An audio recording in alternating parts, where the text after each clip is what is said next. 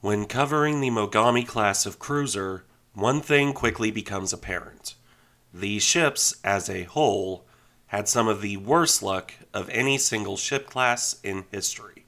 Mogami had repeated collisions, and the single most successful torpedo attack against her own side. Mikuma was sunk very early in the war after being rammed by Mogami. Suzuya, well, she actually had a pretty charmed life by comparison, aside from her final battle. Then there was Kumano, which is interesting for the series of damaging attacks she suffered at the end of her career. She was damaged and repaired and damaged again, until ultimately sinking in port while being repaired from yet more damage. It was a conga line of American attacks in a lot of ways.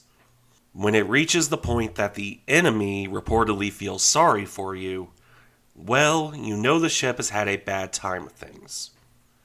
Bearing that in mind, let's look at Kumano's story in this video. As this is now the third Mogami-class cruiser I have covered, I will direct viewers to the previous two videos for development history, both of which will be linked in the description, and both of which will not have me sounding so sickly.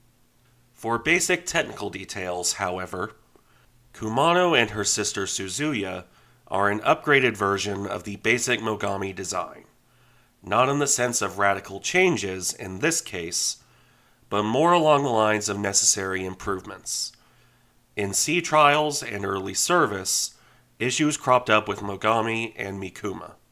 These issues, such as hulls that were built too light or top-heavy, resulted in design changes in the incomplete members of the class.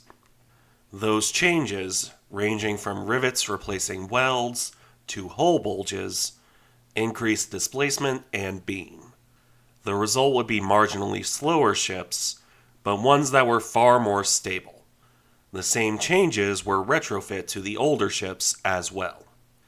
In the end, Kumano came out displacing roughly 11,200 tons. On that displacement, the ship carried 15.5 centimeter, 6.1 inch guns and 5 triple turrets, 2 super firing in a traditional pair on the stern, and 3 mounted in a more unique fashion on the bow. Turret 3, the closest to the bridge, on a higher level than the first two. Kumano would only have these guns for a short time, however, as we'll see. For now, the rest of her weaponry consisted of 4 twin 127mm 5-inch gun mounts for a total of 8 guns in all. These were mounted 2 to a side around her funnel. Rounding out the offensive weaponry, at least as designed, were 4 triple 24-inch torpedo tubes. These were carried in the aft superstructure beneath her aviation facilities, with 1 pair on either broadside, just like the secondary guns. As for the armor protection, this was a main belt of 100mm, 3.9 inches, with a slightly higher thickness over the magazines. In that case, 140mm, or 5.5 inches. All of this was pushed through the water at 35 knots by 152,000 shaft horsepower through 4 shafts. That wraps up the technical details in basic form, so it's time to move on to her actual service. The ship that became Kumano was laid down on April 4th, 1934. Her launch would come on October 15th, 1936, well after the first pair of Mogamis were in service. This was partially due to the early issues in that service. As said before, Suzuya and Kumano were modified during construction to fix flaws identified in the first pair. Those modifications kept Kumano from entering service until October 31st, 1937. This is also why I alluded to her not having the original guns for very long. By 1939, the entire class swapped to 203mm or 8-inch guns. Kumano spent, at best, a year or so with her original loadout. Quite possibly less. In any event, with the bigger guns, although only 10 of them now, Kumano properly entered service in November of 1939. Her early career saw little in the way of action, as even the war with China had largely moved past any need for surface warships. The aircraft carriers still sailed around bombing land targets, but Kumano spent her time on training.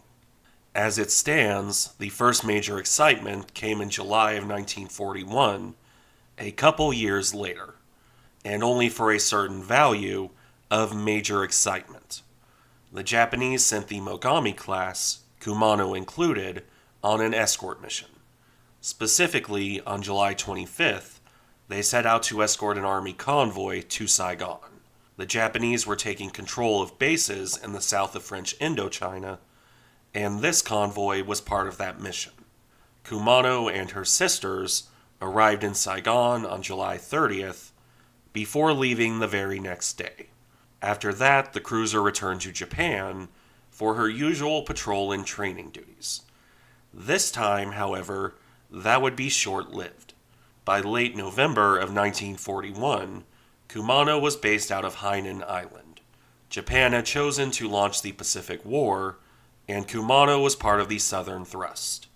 Joined by her sister ships once more, the cruiser set sail on December 4th, 1941, to support the invasion of Malaya. This almost led to some real danger and adventure, in that the submarine I-65 spotted Force Z on December 9th. The British formation, built around HMS Repulse and HMS Prince of Wales, was sailing to contest the Japanese landings. The Japanese were, of course, sailing to escort those landings. While this would have been an interesting matchup, especially if it came to a night battle, it ultimately came to nothing. The British lost their Japanese stalker and would ultimately be sunk by air attack on December 10th. With the British capital ships on the bottom, Kumano and her sisters swapped to supporting landing operations. This would be their mission for most of early 1942, with not much in the way of breaks. From the start of January 1942 through to April of the same year, it was convoy escort duty or bombarding various islands.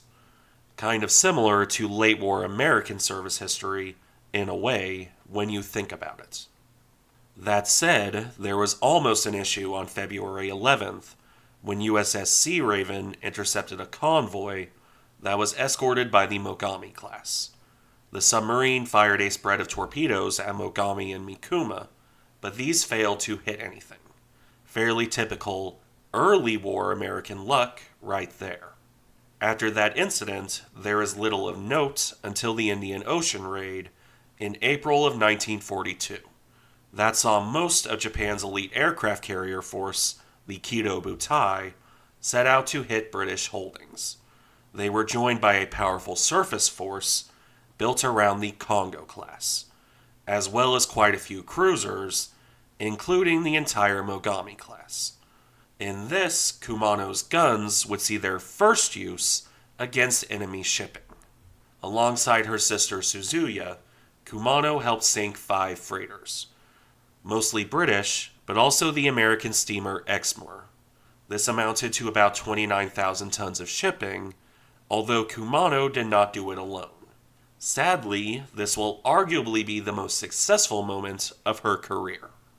After the conclusion of the Indian Ocean raid on April 10th, Kumano sailed back to Japan. She would remain there for a routine overhaul until May 4th, 1942. The ship stuck close to Japanese waters through to May 22nd, however, for training. Training leading up to the Battle of Midway. Kumano was flagship of Cruiser Division 7, her sister ships, for that battle. They were assigned to escort the incredibly optimistic landing force and airfield construction units. This kept the ships away from the main Battle of Midway, where Japan's carrier force was mauled. It did not, however, keep the Mogami class safe. Kumano, around 11 p.m. on June 5, 1942, spotted USS Tambor running on the surface. The flagship immediately ordered a turn to starboard to avoid torpedoes. Kumano and Suzuya performed this without issue, but Mikuma made a mistake in her turn. This led directly to Mogami colliding with Mikuma, damaging both ships. Both were, as a result, detached to return home for repairs. As I've covered before, twice over, Mogami would make it to Japan. Mikuma, however, would be the first Japanese cruiser lost in the war. As for Kumano and Suzuya, they evaded any damage during the battle. The invasion force turned back after the savaging of the Kido Butai, and Kumano avoided American attack. She returned to First Truck on June 13th, and then on to Japan, arriving on June 23rd. There she remained until late July. At that point, Kumano returned to supporting invasions. This time she sailed from Singapore on July 28, 1942, to support operations in Burma. This actually mirrored her earlier operations in more than one way. For example, another Allied submarine fired 4 torpedoes at 2 Mogami-class cruisers. This was the Dutch boat O-23 on July 29th. Just like Sea Raven before her, the 4 torpedoes missed their mark. Unlike Sea Raven, the Japanese actually noticed the attack and fired back with depth charges. Fortunately for O-23, she escaped. Kumano, meanwhile, completed her mission in Burma before setting off for the South Pacific on August 7, 1942. This change of locale came with the general shift in focus to the Solomon Islands. While this area would chew up both Allied and Japanese fleets, Kumano would have a fairly minor role. She arrived in the area in time to escort the Japanese carriers during the Battle of the Eastern Solomons on August 24th and 25th of 1942. There were no real issues in how Kumano performed that role, but she also did little of real note. That theme would continue for most of her service in the Solomons. She hung around the area until November 1942. Her mission largely involved escorting the aircraft carriers. This included the Battle of Santa Cruz on October 26, 1942. Once more, Kumano avoided any damage here. Her luck to this point has generally been pretty good. That said, come November, Kumano was heading back home. She arrived in Japan on November 7, 1942, and remained there for routine maintenance until November 22nd. The cruiser was then sent to Manila to escort an army convoy to the Solomons, where she arrived on December 4th. Kumano continued on escort duty through the new year and into early 1943. Little of real note happened, however, until she was back in Japan in April. Over the course of April 6th through April 15th, 1943, the cruiser received a minor refit. This consisted of adding more 25mm morale boosters, as well as a more useful Type 21 radar. In this new form, Kumano left Japan on June 16th, carrying troops to the Solomons. She would drop those troops off on June 25th, after evading another submarine attack. Although, much like the incident with Sea Raven, Kumano wasn't the target this time. Now, to this point, Kumano had avoided the grinder that was the Solomon Islands campaign, mostly by virtue of not being sent to Guadalcanal. That battle ended in February of 1943. However, Tokyo Express runs continued to other islands. Kumano was assigned to escort one of these transport runs on July 18, 1943. It was here where the first dent in her good luck appeared. During her escort mission, a group of Marine Avengers attacked the Japanese formation. Kumano's new anti-aircraft weapons performed about how you'd expect. I call them morale boosters for a very good reason. The cruiser was damaged pretty badly by a near miss to her stern. She immediately turned around, returning to Rabaul on July 21st. Emergency repairs there took until July 29th. She then moved to Truk for a further month of repair work. That lasted from July 31st through to August 28th of 1943. And still, it wasn't enough.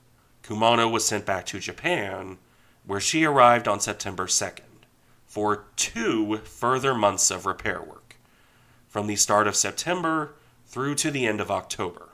As a result, she only returned to the war in November of 1943.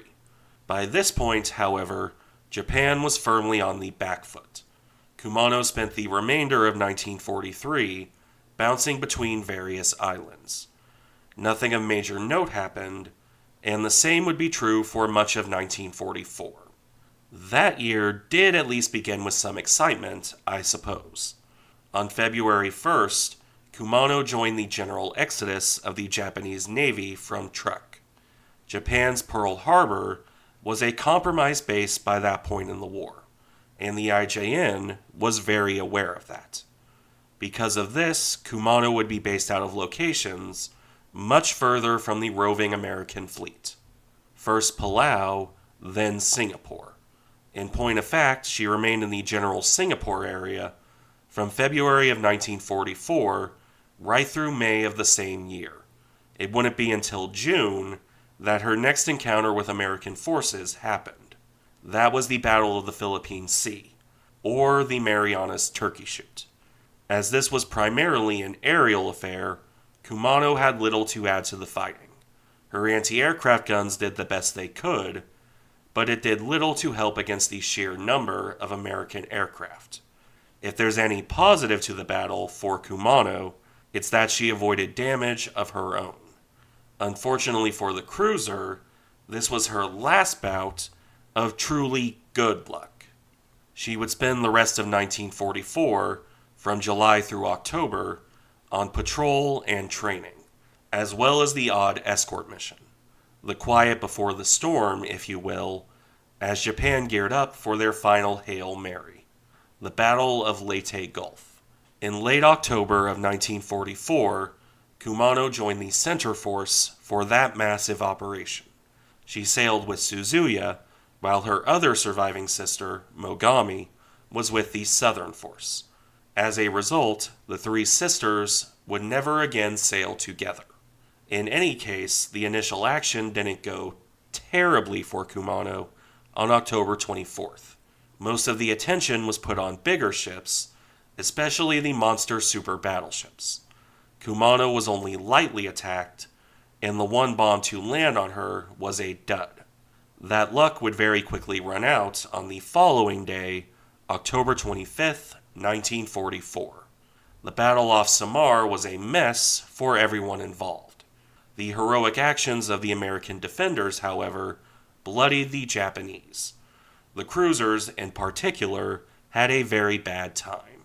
Kumano was hit by a torpedo from USS Johnston around 7:30 that morning. This blew her bow clean off, which was more than enough to prompt her to withdraw. The 200-odd shells from the destroyer's main battery didn't exactly help. Kumano was on fire and missing a good chunk of her bow, so her command staff moved to Suzuya, and she withdrew from the action. This would not, by any means, be the end of her bad luck streak. While limping off for repairs, Kumano was attacked by first Japanese aircraft, and then 30 or so American planes. This did no damage to the cruiser, but it is a portent of things to come. On October 26, 1944, she was attacked again by aircraft from USS Hancock. This time, Kumano was hit by 2 1,000-pound bombs. This, plus a near miss, knocked 7 of her boilers out of action. Even after emergency repairs, she could only manage 10 knots. You can also see where her bow was blown off in this picture of the attack. Eventually, after much effort, she managed to reach Manila Bay on October 28th. There, the cruiser received emergency repairs, including a new bow, that allowed her to make a blistering 15 knots on November 3rd, 1944. 3 days later, on November 6th, Kumano's luck with submarines finally ran out as well. While escorting a convoy, the cruiser was hit by 2 torpedoes. One wrecked her new bow. The other hit her starboard engine room. Immediately, the cruiser took on an 11-degree list to starboard and had to be towed to safety. I'm using air quotes right now when I say safety. Emergency repairs were performed in Santa Cruz Harbor over the course of November. Because her bad luck was contagious at this point, a typhoon struck during this process. This didn't sink the cruiser, although it was a close thing. On November 25th, however, her luck completely ran out. Kumano was subjected to another air attack in port. This time, aircraft from USS Ticonderoga hit her with 5 torpedoes and 4 500-pound bombs. This was, in the end, too much. The battered cruiser capsized and sank in 108 feet of water. She took nearly 500 men, including her captain, down with her. The sheer misfortune of her time in the Philippines was so severe that reportedly Admiral Halsey, no fan of the Japanese, said this: "If there was a Japanese ship I could feel sorry for, it would be the Kumano." Did he actually say that? Maybe. It does neatly sum up the end of her career, though, doesn't it? Thank you for watching. Remember to like, comment, and subscribe if you enjoy the content, and I'll see you in the next one.